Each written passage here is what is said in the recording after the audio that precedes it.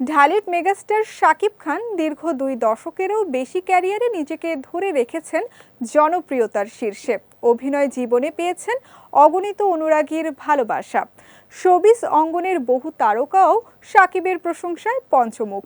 এবার এ তালিকায় যুক্ত হলেন অভিনেত্রী আজমেরী হক বাঁধন। 23 জুন সামাজিক মাধ্যমে এক পোস্টে শাকিবের তারকা খ্যাতির প্রশংসা করে বাঁধন জানিয়েছেন, মেগাস্টারকে দেখে তিনি অনুপ্রাণিত হন। অভিনেত্রী লেখেন, আমার জীবনে অনেক মানুষ আমাকে অনুপ্রাণিত করেছেন। এর মানে এই নয় যে তাদের সব কিছুর সঙ্গে আমি একমত, তবে তাদের জীবনের কিছু দিক, কিছু সিদ্ধান্ত বা তাদের মানসিক শক্তি আমাকে গভীরভাবে নাড়া দিয়েছে। তেমনই একজন মানুষ আমাদের সুপারস্টার শাকিব খান।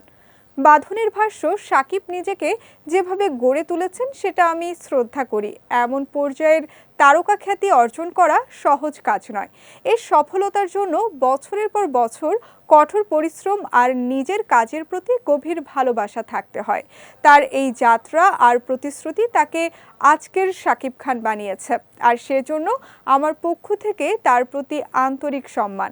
শাকিবের প্রশংসা করে সবশেষে অভিনেত্রী আরও লেখেন, মানুষ তাকে নিঃশর্তভাবে ভালোবাসে, সেটা এক বিশাল পাওয়া। আমি সবসময় বিশ্বাস করি, খ্যাতি আর সাফল্যের সঙ্গে সঙ্গে দায়িত্বও বাড়ে।